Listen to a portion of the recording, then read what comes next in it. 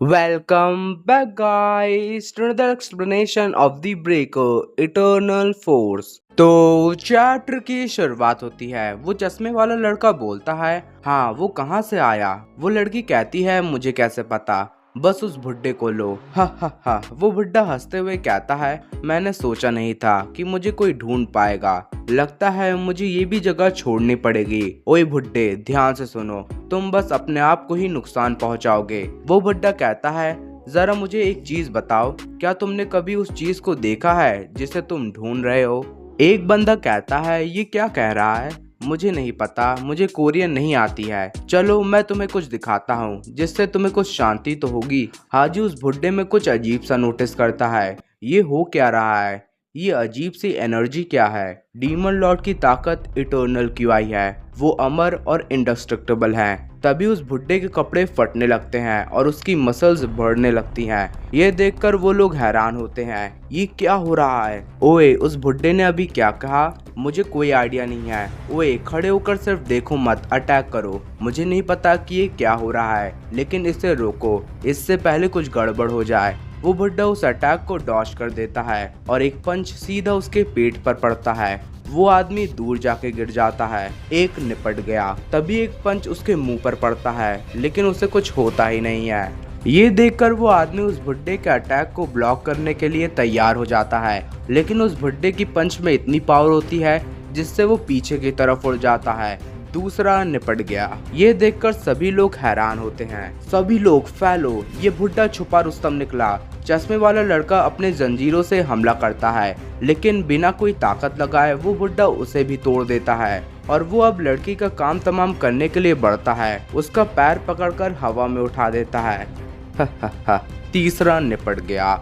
इस बार एक लड़की है। हाजी भी दूर से ये सब देख रहा होता है। अभी हुआ क्या, उसने कुछ जादू मंत्र करा और ट्रांसफॉर्म हो गया। क्या ये भी मिरर में होता है। तभी कोई कहता है, तुम लोग क्या कर रहे हो। वो बुड्ढा पीछे देखता है। गिमिन रेयोंग कहता है, मैंने बस तुम्हें एक बुड्ढे को लाने को कहा था, तो इतना टाइम क्यों लग रहा है। बॉस आप आ गए। हाजी सोचता है, ये तो वही आदमी है। हा हा हा, जैसा मैंने सोचा था, इन नमूनों में कोई दम नहीं है। इनका बॉस आस ही पास होगा, तभी ये लोग इतना फुदक रहे हैं। ये लो, ये कहकर वो लड़की को उसकी तरफ फेंकता है। गिमिन रेयोंग उसे कैच कर लेता है, लेकिन इसी का फायदा उठाकर वो बुड्ढा उस पर अटैक करता है, लेकिन गिमिन रेयोंग एक लात मारकर उसे उड़ा देता है। वो बुड्ढा अपने आप को संभालते हुए कहता है, तुम काफी स्ट्रांग हो, मैं ये दोबारा नहीं कहूँगा। बूढ़े आदमी, मेरे साथ आओ या मैं तुम्हें मार दूंगा। हाँ बच्चे, तूने मुझे कम समझ के रखा है क्या। इतना घमंडी मत बन कि तूने मुझे एक बार मार लिया है।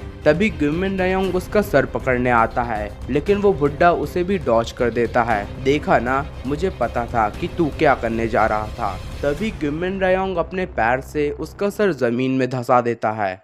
क्या ये बुड्ढे लोग कभी चुप होते हैं, इसे यहाँ से ले जाओ। Yes boss. हाजी ये देखकर काफी हैरान होता है, ये कैसे हुआ। उसने बस उस मॉन्स्टर को ऐसे ही मार दिया जैसे कि कोई चींटी हो। जब मैं सायोन से मिला था, मुझे लगा कि मैंने मिरिम के बारे में सब कुछ जान लिया है, लेकिन ये इंसान तो अलग ही लेवल पर है जो मैंने पहले कभी नहीं देखा।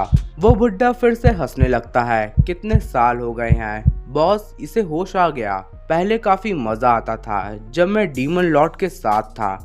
मैं कितने सालों से इंतजार कर रहा था कि किसी दिन मैं उनसे दोबारा मिल पाऊंगा। तभी उस बुड्ढे के अंदर से रोशनी आने लगती है, लेकिन ऐसा लगता है मेरी कहानी यहीं तक लिखी थी, उससे दूर हटो। क्या। तभी वो बुड्ढा आग से जलने लगता है। ये आग कहाँ से आई, उस बुड्ढे ने अभी क्या किया। बॉस अब हम क्या करें, इसने तो अपने आप को आग ही लगा दी। बॉस क्या इसका लेना देना इटर्नल क्यूआई से है। मुझे कुछ गड़बड़ लगा था जब इसने अपनी ट्रांसफॉर्मेशन करी थी। हमने कितनी मेहनत करी थी इसे ढूंढने में। वो तीसरा और आखिरी सर्वाइवर था कोरिया का। तभी उस लड़की को हाजी का याद आता है और वो पीछे देखती है। गया काम से, मैं भागना क्यों भूल जाता हूँ। बॉस मुझे लगता है कि ये बच्चा उस बुड्ढे के साथ था, जरूर ये कुछ जानता होगा। ये सुनकर गिमिन रेयोंग हाजी को घूरने लगता है। हाजी की फट जाती है और इसी के साथ हमारा ये चैप्टर खत्म होता है।